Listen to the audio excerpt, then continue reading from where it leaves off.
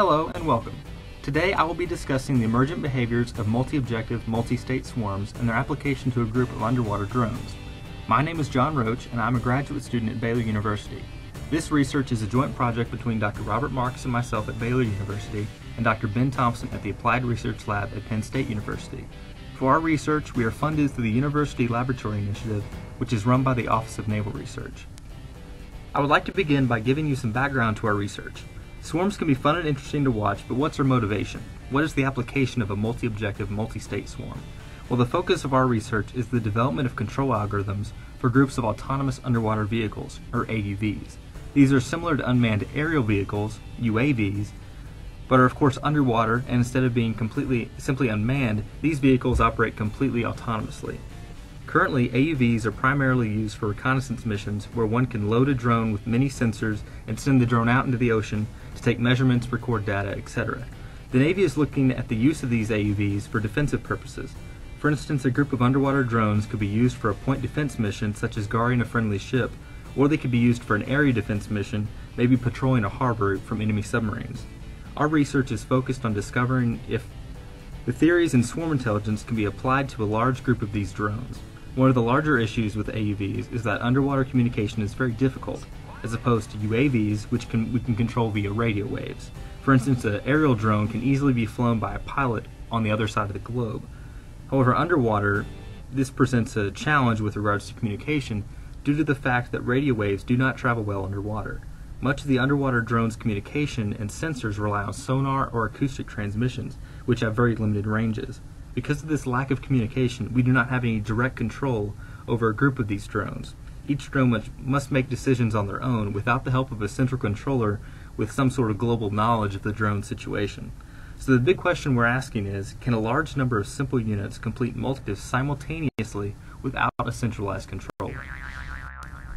Our first research objective is to design swarms that can adapt to changing conditions and complete multiple tasks. Previous work on another ULI project focused on designing homogeneous swarms, where each agent within the swarm followed the same set of rules and they all worked together towards a single objective. Our goal is to expand upon this research to develop much more complex swarms that are actually able to complete multiple tasks simultaneously. To allow the swarms to divide their resources between multiple objectives, we allow agents within our swarms to function in one of 2 or 3 states. Secondly, we wanted to find methods of role reassignment in these multi-state swarms. Since the swarms needed to respond to changes in their environment, we needed a way for the agents to reorganize themselves if necessary. For instance, if the swarm begins failing in one objective, it will need to be able to adapt and reallocate resources to help with that task. We also want to study the effects of size on a swarm's performance. The concept of swarm size is kind of a fuzzy area in swarm intelligence. How many agents do you need in a group in order to actually be considered a swarm? For instance, 3 agents might not get the job done, while a group of 3 million agents would. However, the swarm of 3 million agents is obviously going to be a huge waste of resources.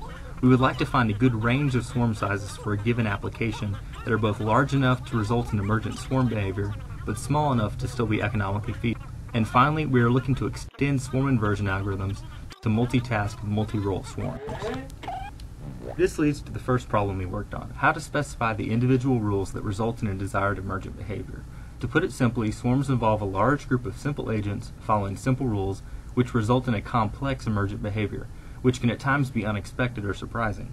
One of the fun things to do in swarm intelligence is to design a simulation, come up with a few rules, and then just see what happens. However, the inverse problem becomes much more challenging. If we have a desired emergent behavior, how do we find the set of rules which results in that behavior? Our solution is to invert the swarm using an evolutionary search. So we take all of the rules and parameterize them, and then we can optimize these parameters using an evolutionary learning algorithm.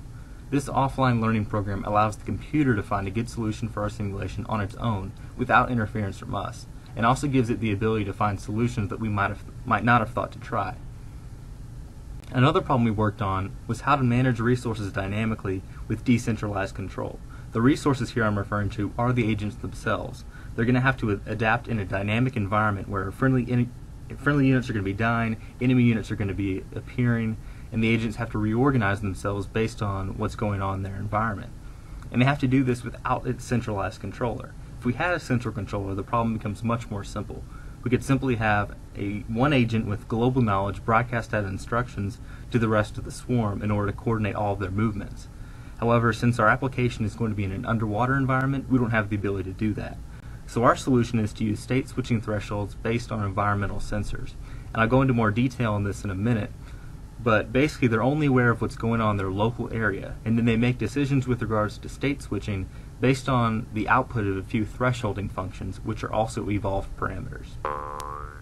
Next, I'd like to give you a brief introduction into swarm intelligence, just kind of in general, before I get into any of the specific scenarios that we have developed. Swarm intelligence has been described as dumb bugs doing smart things. It's actually inspired by the way swarms of insects behave in nature. If you look at each individual insect, you can often model them as following a set of simple rules or instincts. However, you get a large number of these insects working together, and you have a much more complex emergent behavior, such as designing a beehive or building an anthill. What we would like to do is not necessarily to replicate these biological systems, but instead look to nature for inspiration to see if we can translate any of the behaviors that they're accomplishing into our swarm of underwater drones. For instance, bees are able to return to the hive in order to communicate to the rest of the colony the location of a source of pollen, so that's a form of recruitment within the bee colony. Similarly, ants are able to actually switch back and forth between tasks. This is one of the things that really inspired us to look at multi-state swarms, is in most ant colonies you have worker ants, soldier ants, etc. However, in some circumstances, ants can actually switch states to help out with the tasks that the colony is failing in. For instance, if a soldier ant sees a lot of work piling up and not enough worker ants to help with it, that soldier ant may decide to temporarily switch and act as a worker ant until the work is accomplished. Some of the benefits of swarm intelligence include robustness and adaptability. If we evolve a swarm's rules, that swarm's solution is robust enough to withstand slight changes in both the problem statement and the size of the swarm itself. Swarms are also adaptable in two ways. First, the swarm is adaptable through evolution. If we evolve a swarm solution and then change the swarm or the problem statement slightly and then continue the evolution, the swarm can evolve and learn to adapt to those changes in itself and its environment to come up with a slightly different solution that's better suited to its new circumstances. But they're also adaptable without evolution. After a swarm is evolved, while the simulation is progressing, the swarm can adapt to changes in its environment. For instance, if it begins failing in one objective, it can reallocate more resources to help out with that objective until it's brought up to the same level as the other objectives. The movement of these agents is controlled using decentralized control. Again, we're not able to use a central controller to coordinate all their movements. Each agent has to make their own decisions individually. So each agent is equipped with 2 to 7 sensors, depending on which simulation we're talking about or what state the agents are in. They're able to sense various types of units, such as friendly agents, enemy agents, the base, projectiles, etc. These sensors give them the distance to those objects. And keep in mind that these sensors each have a limited range. Agents are not aware of any global information. So they have a limited range, and then the distances to these objects are fed into actuator functions like the one shown at the right, which determines movement towards or parallel the object being sensed. In addition to a summation of the vectors generated by all of these actuator functions, each agent also takes a random step. So the example weighting function shown on the right controls movement towards the nearest friendly agent based on the distance to that agent. So here it has an equilibrium point at around 28 units. So this represents the zero crossing with a positive slope, and what happens here is that if the agents are greater than 28 units apart from each other, there's going to be a positive attraction force between the two, and they'll end up being pulled closer together. Conversely, if they're less than 28 units away from each other, then there's actually repulsion between them. So it creates a sweet spot of around 28 units that the agents are going to be inclined to converge to. These weighting functions are defined by 3 points at their initial, mid, and end points, and then we can adjust these points in order to create some different strategies, different rules for the agents to follow. So when I say later on that we are evolving the parameters, the actual parameters we're adjusting are the Y values at these 3 points of the actuator functions. We use actuator functions to control the movement of these agents, but we also need a method to control the state switching behavior within these swarms. In most of our scenarios, we have an offensive and a defensive objective that we want the swarm to be working on, and we want them to work on both those objectives simultaneously. To maintain the balance between these two, we need to use threshold functions, such as the one shown on the right. This is actually the same model that can be applied to ant colonies to describe their behavior in switching back and forth between tasks. In the threshold function shown at the right, we have role saturation, which occurs when there's too many agents working on the same state and one of the agents switches out to work on a different task. The input to this function is the strength of the nearby agents working on the same task. So again, each of these agents are making this decision on their own, autonomously. The output of this function is then the probability of that agent switching to work on a different task. As the strength of the nearby agents increases, as there's a large number of agents working on the same task, that increases the chance that one of those agents will eventually switch to go work on something different. Each of these graphs is defined by a single point, their threshold, which is the point at which the probability of switching is at 50%.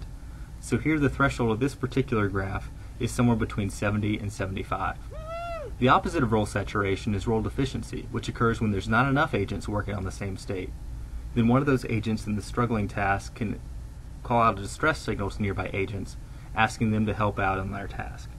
Nearby agents that hear this distress signal can then decide whether or not they want to switch based on whether or not they're in a safe position to do so. I can't wait. Now that we have the basics down, we can begin moving through the 4 different simulations that we've developed on this project. The first is a point attack, point defense simulation where 2 swarms compete against each other in a game. For this simulation, like I said, we have 2 swarms competing against each other. We have the blue and white swarm on the left and the green and gold swarm on the right. And within each of these swarms we have 2 types of units, defenders and attackers. Defenders shown in blue and green, and then attackers shown in white and gold. Each swarm is tasked with 2 objectives. One, they have to defend their own base, as shown by a red dot from enemy attacks, and they also have to find and attack the enemy base. And the simulation continues until either a base is destroyed or the timer runs out. Now, since it's a battle scenario, we allow the agents to actually fight each other when they get close. So if 2 circles bump into each other, then they each inflict a random amount of damage on their opponent, weighted by their own strength value. And then when they receive damage, their strength goes down a little bit. And strength is indicated by the size of the dot, so a larger dot is much stronger than a smaller dot. And then as they incur damage, that circle is going to get smaller and smaller until eventually it just winks out. Also, since their goal is to attack an enemy base, when attacking agents get near the enemy base and get on top of it, they're able to actually inflict some damage onto the base. These bases don't fight back, they're simply passive, so the attacking agents can slowly do a certain amount of damage to those bases. To control the balance between the 2 objectives, defensive and offensive, we use thresholding functions. They're able to make decisions, again, based on just their local environment without any input from anyone else. So they can decide if they're bored, if there's too many agents in their same state, one might switch out, or if there's not enough agents in their state, one agent can send out a distress signal asking for other units to help out. And then if an agent hears that distress signal, they can decide whether or not to switch to help out the agent based on if they've figured out whether or not they're in a safe position to do so. The parameters that define the rules that the swarm follows are then evolved and optimized using this coevolution algorithm shown on the left. So we take the weighting functions and the thresholds that define the thresholding functions, and we can optimize those. So the first step is a Monte Carlo simulation of a large population of teams. We actually have 2 different populations in the coevolution method. The first population is the active population. The second population is the dormant or frozen population. So first, in the Monte Carlo simulation, every team within the active population plays a portion of teams in the dormant population. After all the simulation is complete, each team in the active population receives a fitness score that represents how well it performed that previous simulation. This is the most difficult part of writing the coevolution algorithm, because defining how well a swarm behaved in just a single number is often quite challenging. I don't understand. The system we used is we awarded teams 1 point if they at least found the enemy base, and then up to 100 points based on how well they attacked the enemy base and defended their own base. Teams could also score up to 50 bonus points if they were victorious in destroying the enemy base. This up to 50 bonus points depended on how many agents were kept alive at the simulation's end. After every team received their fitness score, if they were ranked by their fitness scores, then the bottom half of the teams in the population were removed and replaced with copies of the better teams, the teams with higher fitness scores. Those copies were then mutated by adding random Gaussian noise to their weighting functions and thresholds. So at the end of one cycle, or generation, we end up with a population of teams that part of it performed relatively well the previous simulation, and then another part that's going to be slightly different but still somewhat related to the teams that performed well. So we're able to search out new solutions while holding on to the solutions that we've already proven to be effective. I just got here. After 100 cycles or generations, then the teams switch sides. The active population goes dormant, and the dormant population becomes the active population. So they take turns evolving strategies and counter strategies against the other population. And if you look at the graph in the bottom right, you can see the fitness results during the evolutionary search. Notice these are the scores of the active population. So when you see a discontinuity or a big jump between scores, that's when the sides are actually switching, when the teams are actually switching sides. So first you have teams from population 1, they achieve very high scores, but we can throw that out because they're playing pretty much a random assortment of teams, so it's not that hard to get a very high score. However, when it's population 2's turn, they quickly get very high scores of their own of around 140, 145. And then when it's population 1's turn again, they receive very poor scores. So population 2 has developed a strategy that population 1 can't compete with. And this continues for the next 1,000 generations, with swarms from population 2 consistently beating up on swarms from population 1. However, eventually they do reach sort of an equilibrium point. Each team is developing strategies and counter strategies. And similar to iron sharpening iron, each team is able to become more evolved over time. The results of this coevolution process are shown in the following video. You can see at the initialization, each team starts off on their own wall and begins spraying out looking for the enemy base. You can also see, especially on the left, a lot of these defensive units trying to stay around their own base in order to guard it from enemy attacks. These gold units are moving in order to attack it. If one of these attacking units gets on top of the base, then they'll do a certain amount of damage. You'll see the defenders swarming these attackers very quickly in order to take them out. You can also see as defenders die out, they're quickly replaced by attackers nearby in order to maintain at least a few units around their own base. You'll occasionally see a defender wander off like the one here at the top, but that's simply due to the fact that it can't see the base from this far away. Remember, each agent only has limited range sensors. The state switching behavior, like I said, is controlled via thresholds. So if there's not enough agents surrounding the base, then the agents can quickly realize this and have some other agents switch into a defensive mode. This occurs here on the left as now there are no more blue units, but then the swarm realizes this and has a few units switch into a defensive mode in order to guard their base. Now, since each swarm is incurring losses, eventually the swarms are going to break down and cease to function as swarms. When this happens, it sort of becomes a race to the finish, each team trying to get to the opposing team's base while it's unguarded. This occurs with the green and gold team moving in very quickly to the blue and white team's base. In this particular case, the green and gold team is victorious. While watching the two swarms in the point attack and point defense scenario is entertaining, for our next simulation we wanted to begin pushing our work into more of a real-world application. So instead of having two swarms fighting against each other, our next simulation is a single swarm tasked with a search and destroy mission. For the search and destroy simulation, we have 3 states the units can be in: white scouts, blue recruiters, and red soldiers. The swarm is tasked with first finding the green target shown in the bottom right, and then forming up in groups to attack this target. Unlike the previous scenario where the bases were simply passive, here the target can fight back against the swarm and withstand attacks of less than 3 units. So if 1 or 2 agents comes in to attack it, they're not going to do any damage and they're going to get destroyed by the target. The goal of this simulation is to look at recruitment strategies that could be learned and developed by the swarm, not necessarily the state switching behavior itself. The simulation continues until either the target is completely destroyed or the timer runs out. In this scenario, we do not use thresholds to control the state switching behavior. Instead, we use a list of preset rules. The reason for this is that the goal of this particular scenario is not to look at the state switching itself. Instead, we're looking at recruitment techniques that can develop within those states. So even though the switching between the states is not evolved, the behaviors within each of those 3 states are. The rules that these agents follow are, first, they're all initialized as scouts, and then if a scout finds the enemy, it becomes a recruiter. Also, if a scout finds a recruiter, then it becomes a soldier. Additionally, we added a third rule where if a weak recruiter bumped into a strong recruiter, the weaker recruiter would become a soldier. The reason for this is to prevent an entire swarm of recruiters looking for other agents to recruit, when instead they could just join up together and accomplish their mission much more quickly. We again use an evolutionary learn algorithm to evolve the parameters, i.e. the weighting functions, actuator functions, however you want to think of it, for this swarm. We use the same scenario as before, except instead of a coevolution, it's a single population evolution. Since they're not competing against other swarms, they can be compared just against other swarms within the population.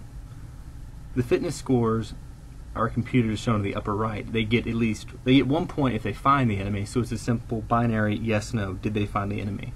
We want to make sure that teams that at least accomplish the search objective are rewarded with more points than teams that don't, on average, find the enemy unit. Then teams can receive up to 100 points for damaging the enemy. So depending on how much damage they do, they get that percentage of the 100 points. And then they can also receive bonus points if they're successful in destroying the enemy based on their conservation of movement. Bye-bye. And the fitness results are shown in the graph in the bottom right. You can see the score started for around 50, and by the end of 500 generations, the scores approach around 100, which represents a swarm that on average does destroy the enemy unit. Hello. The results of this evolution process are shown in the following video. We have, at the beginning of the simulation, the scouts are initialized in the upper left-hand corner, and they begin spraying out from each other in order to search the entire playing area. The enemy unit is located in the bottom right, and eventually one of these scouts is going to find it and turn into a blue recruiter and begin moving away. As nearby scouts find this blue recruiter, they switch into the red soldier mode and begin following the recruiter very tightly. They're very attracted to these recruiters. Now, the blue recruiters are repelled from this enemy because they've sensed that they're not strong enough right now to do any damage. To give you a point of reference, this enemy has 2,000 health, and each agent only has 100 health, so they need a large number of units in order to do any damage. They need at least 3, but any more than that would give them a much better shot at doing severe damage. Eventually, the group moves back in and is able to damage the target at least partially. You can already see one of the drawbacks of this particular solution is that some of the recruiters are so repelled from this enemy unit that they end up getting stuck in the corners. In some cases, they end up forming up with other groups and begin moving back in to take out this target. You can see there are actually 3 groups moving into attack right now, and they'll attack one after the other. Don't quite have enough agents in their group in order to completely destroy the enemy, but they do some serious damage. But we still have these groups stuck in the corners, so to fix this, our next step in moving along from theoretical simulations to more real-world applications was removing this hard rectangular boundary that the swarm functioned under. Instead, we removed it and replaced it with a softer center sensor. What this means is that agents were allowed to wander off the edges of the map. However, if they got too far away, they would get pulled back in by a center sensor, and the point at which they started getting pulled back in was an evolved parameter. So the agents were always aware of how far away they were from the middle of the map, and if they got too far away, they could get pulled back in. So that's what we did with our next video. For the second version of the search and destroy swarm, we have each agent initialized in the middle of the map, and then they spread out in order to search for this enemy unit here at the bottom. You can see recruiter's already been formed, and it's wandering around looking for other scouts to join up with it in order to form a large group. We've actually decreased the target's health in this case, so it's much easier for the enemy to be destroyed. The purpose of this test was to see if the center sensor would work and allow the agents to wander off the edges of the map and then pull them back in. As you can see in the video, that actually does work. So far, we've developed 2 different scenarios. In the first, point attack and point defense, we developed some thresholding techniques in order to maintain balance between 2 different objectives. And then in our search and destroy mission, we allow our agents to form up in groups using some recruitment techniques. What we do in our base attack scenario is combine the best from both of those 2 scenarios and do a much more complex and interesting scenario. Here we take the thresholding techniques and the recruitment techniques and put it all together into one submission. In the base attack scenario, we have 3 types of units: blue defenders, red hunters, and maroon recruiters. As the simulation progresses, yellow enemies randomly appear at the edges of the map and begin periodically firing green projectiles in towards the base. The swarm is tasked with 2 main objectives. First, it has to defend the base from these incoming projectiles. If the base withstands 10 attacks from these projectiles, then the base is destroyed and the simulation ends. The swarm is also tasked with finding and destroying these enemy units. Similar to the enemy targets in the search and destroy mission, these enemies can withstand attacks of less than 3 agents. So this forces the swarm in order to form up in groups of at least 3 in order to take out these enemies. The state switching between the offensive and defensive objectives is controlled again through thresholding functions, very similar to what was going on in the point attack, point defense scenario. The other state switching decisions are already preset into the simulation. If a hunter finds an enemy, then it automatically becomes a recruiter. The rules used in the base attack scenario are evolved using a similar procedure as before. We start with a Monte Carlo simulation of a large population of teams, each one representing a possible solution to the scenario. The teams then receive their fitness scores based on how well they performed the previous cycle. The fitness scores here are computed as a product instead of a summation as before. We start with the time survived by the base, how long the swarm was able to keep the base alive, and we multiply that by the percentage of agents kept alive within the playing area at the time the simulation ends. And then we multiply that by an efficiency factor that takes into account injury conservation. The goal here is to minimize the total distance traveled by the swarm. Hopefully this will eliminate any wasted movement. The teams are then ranked by their fitness scores and then ranked a second time by kills. So this is a little bit different. The way this works is kills actually has a higher priority than fitness scores. And the reason this works is that kills kind of implicitly involves time survived. The more kills you get, the less projectiles will be fired, and the longer the base can survive. The reason we wanted to do this is we really wanted to encourage the swarm to go out and look for these enemy units, and not to converge to a suboptimal solution where they're only defending their own base. We didn't want there to be overly defensive solutions developing, so we put a higher emphasis on actually going out and getting these enemy kills. Then the teams are ranked. After they're ranked both times, the bottom half of the teams were removed and replaced with copies of the better half teams.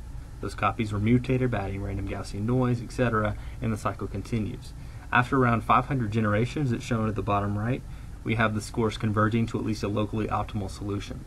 The line in the middle represents the average scores in the population, and then the X's on the top and bottom represent the maximum and minimum scores during that generation.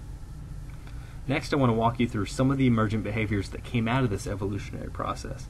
Previous two simulations I've kind of skimmed over the emergent behaviors to get you right to the video, since those are sort of some basic simulations, but here we've put it all together, so I really want to take time and walk you through each of the different strategies that were developed by the swarms, and then at the end we'll put it all together again in another video.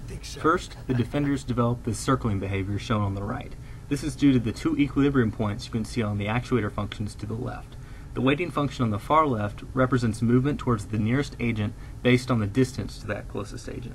So here the equilibrium point is at a distance of around 32 units. So what that means is that the agents are going to try to stay around 32 units away from each other. The second graph represents movement towards the base based on the distance to the base. Here the equilibrium point is at a distance of around 40. So the radius of this circle they're going to try to converge to is around 40 units. Now keep in mind there's a lot of weighting functions that these units are using in order to make their decisions with regards to movement. However, I'm just hitting the highlights in this presentation. Hunters have learned to spread out from each other in order to search the entire area more effectively. They've set their maximum search radius to around 625 units, and to put it in perspective, the plane area they're searching is 800 by 800 square. So 625 is a radius from the middle, allows them to find virtually everything within that plane area without wandering off too far. If they get too far away, they'll get pulled back in by the center sensor. The second graph shows the movement towards the nearest agent. Here it's sort of a dual rule. At large distances, the hunters are repelled from each other. However, when they get close enough together, they're actually attracted to each other. And this may seem pointless because if they're repelled from each other, they should never actually get close enough in order to be attracted to each other. However, the reason for this is due to the following behavior shown in the screenshots at the right. Hunters are very attracted to recruiters. However, recruiters need to recruit multiple hunters in order to form a group of at least 3 units. And how can multiple hunters come together as a group if they're all repelled from each other? So to fix this, the swarm learned that they have a slight repelling force in order to keep the hunters spread out initially. However, that can easily be overcome by mutual attraction to a recruiter. Multiple hunters are pulled in towards the same recruiter, and then when they get close enough together, that slight repelling force becomes a strong attraction force, and that group can form as one cohesive unit until that enemy unit can be destroyed. Recruiters have learned how to form these groups through a clustering technique shown on the right. You have in the left image, you have a recruiter that's just found an enemy unit, and it's going to return all the way to the base, gather up a couple units, and then move back out in order to destroy that unit. This is due to the two weighting functions shown on the left.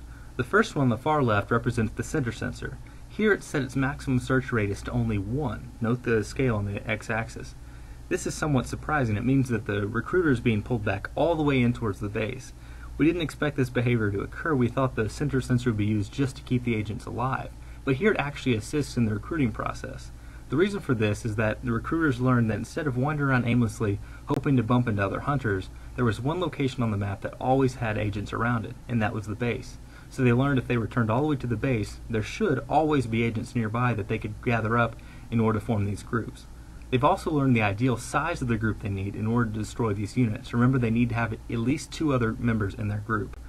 And sure enough, in the second graph, you have movement towards the enemy based on the number of agents in their group. So if there's no other agents in their group, then there's a strong repelling force between them and the enemy unit. They're going to stay away. However, once they get at least 2 other agents in their group, they realize they're now strong enough to do some damage and destroy this enemy, and it becomes a strong attraction force. So the recruiter will move back out with its hunters nearby in its group and move in and kill that enemy unit. The state switching behaviors learned by the swarm through this process are shown on this slide. At the top we have role saturation, which occurs when there are too many agents working on the same state, and one of those agents decides to switch to work on something else.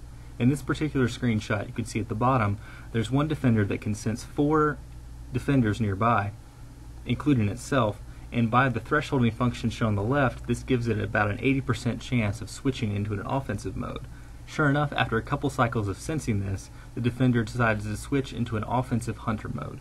The opposite of this is shown at the bottom. We have role deficiency. If there's not enough agents working on one task, in this case guarding the base, then a nearby hunter can switch in order to help out.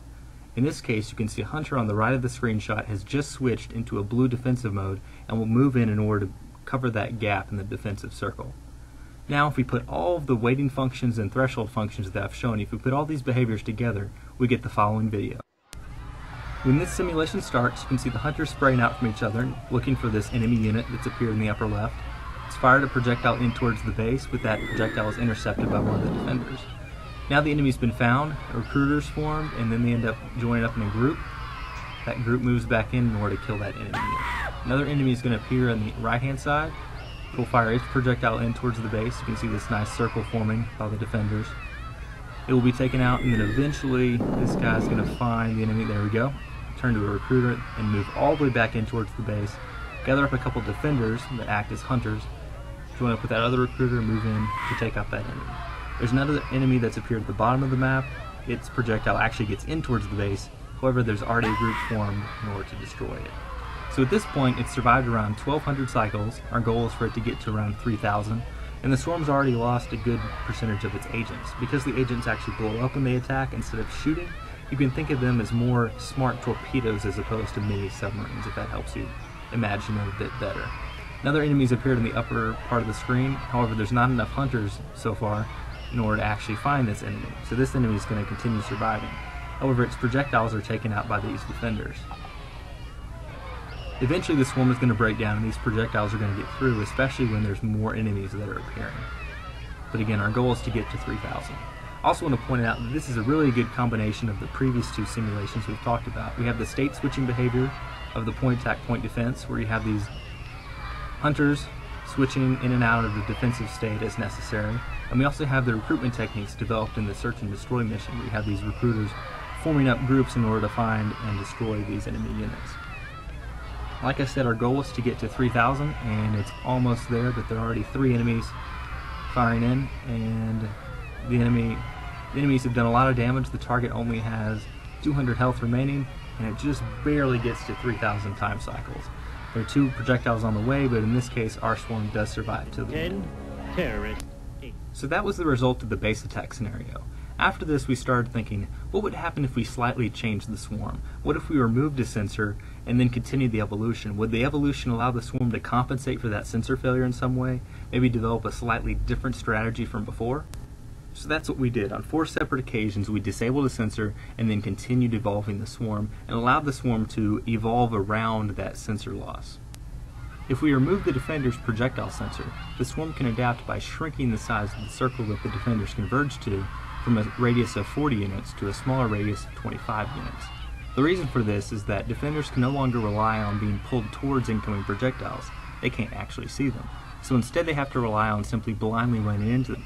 In order for this to work, the swarm needs to maintain complete 360-degree coverage around the base, and this is much more easily accomplished with a smaller circle. In the upper right, you can see what happens if we remove the recruiter's group sensor. So here the recruiters are unable to sense how many agents are nearby in their group in order to determine whether or not they have a group large enough to attack an enemy unit. As you would expect, this completely destroys the recruitment strategy that was described earlier. So the swarm compensates for this. Instead of having the hunters all search individually and then forming up in groups and attacking, obviously they can't form groups anymore, the hunters instead begin clustering together at the beginning of the simulation. Then when one of these groups finds an enemy unit, they can instantly attack it and destroy it because there's obviously more than 2 of them. This strategy is obviously not as ideal, since searching in groups is not as optimal as searching individually. However, since they can't actually form groups with recruiters anymore, this strategy does make sense. Also, since the swarm performs poorly in one objective, searching and destroying these enemies, it compensates by keeping some more agents at the base in order to better guard the space for a longer period of time. You can actually see there's so many units around the base they form 2 circles, one moving counterclockwise and one moving clockwise. Similarly, in the bottom left, if we remove the center sensor from the swarm, then the search objective for the swarm completely fails. Agents that are searching for enemy units simply wander off into infinity since there's nothing keeping them within the plane area. Since the swarm obviously fails so much in its offensive objective, it compensates by keeping a large number of units defending their own base. It creates a very rigid, wide circle with a large number of units around the base, and actually keeps some of the hunters in reserve right on top of the base. Then if any of these defenders circling the base are killed by an incoming projectile, they can easily be replaced by hunters that are right there at the base. And finally, if we remove the defender's base sensor, then we get the mobbing strategy shown in the bottom right. Since the defenders can't actually see the base, they can't form the nice circle we saw previously. So instead they're forced to rely on just swarming around the base, taking out incoming projectiles as they see them. This strategy is alright, but obviously not as efficient as the circling strategy, since the mobbing technique requires a much larger number of units in order to maintain complete coverage of the area at all times. Our last scenario is an application of a multi-state swarm to the mapping of an underwater minefield. In the minefield scenario, we have three types of units: blue explorers, similar to hunters, maroon reporters, and we also incorporate a third green recharging state. So each agent actually has their own battery, and every time cycle that goes by and every step they take, they lose a little bit of that battery. If their battery gets all the way down to 0, then they die. Also, if they bump into a mine, they're dead as well, so we don't want them to do either of those two things. Instead, if their battery gets too low, we give them the option of switching into a green recharging state. While in this recharging state, they can return to the base, and if they're within that green circle shown on the map, they can have their battery recharged very rapidly. Then when it gets to an acceptable level, they can switch out of that recharging state and back into an exploring mode. The point at which they switch in and out of this recharging state is an evolved parameter. The mines are randomly distributed throughout the plane area. Initially they're shown in red, meaning that they have not been discovered yet.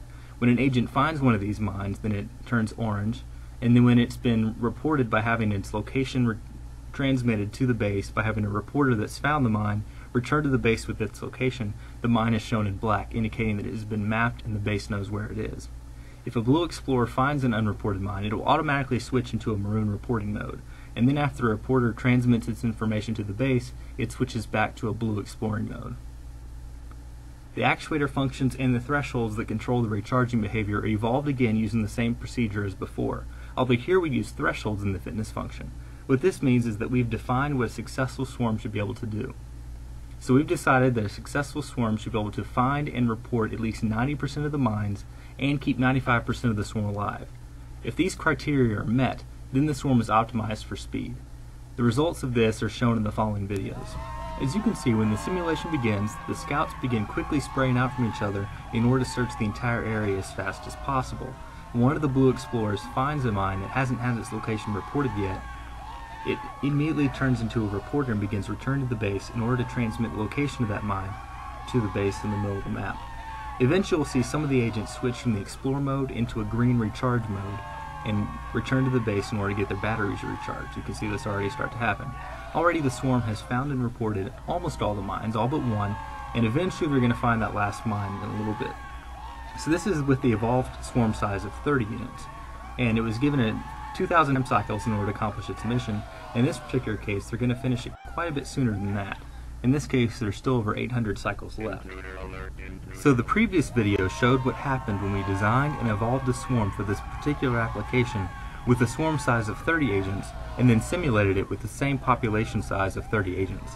But what would happen if we applied the same set of evolved rules to a smaller swarm? The solution is shown in this video. Here we have shrunk the size of the swarm from 30 agents to 20.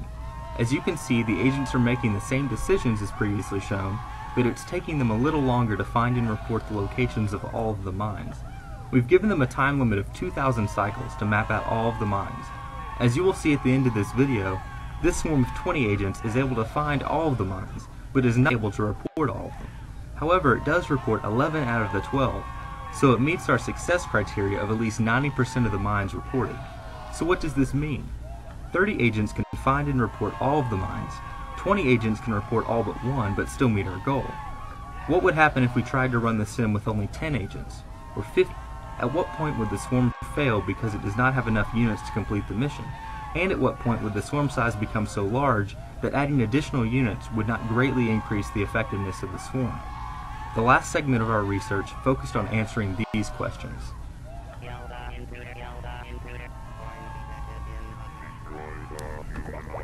In order to study the effects of size in a swarm's performance, we took the set of rules that were evolved previously and then tested them 5,000 times at various swarm sizes, ranging from 1 all the way up through 50. Then we plotted the results. The results of this test are shown on this slide. Again, the solution we're testing was evolved at a population size of 30 agents. The first two graphs in the upper left represent the percentage of mines found and reported as a function of swarm size. Remember, our goal here was for the swarms to be able to find and report at least 90% of the mine's locations. And you can see in order to meet this goal in both cases we need a swarm size of around 15 agents. However, we don't want to start approaching the asymptote at 100 to a population size of around 35. So we need at least 15, 35 is when we really get close to 100. In the upper right, we have the percentage of swarm remaining at the end of the simulation, again as a function of swarm size.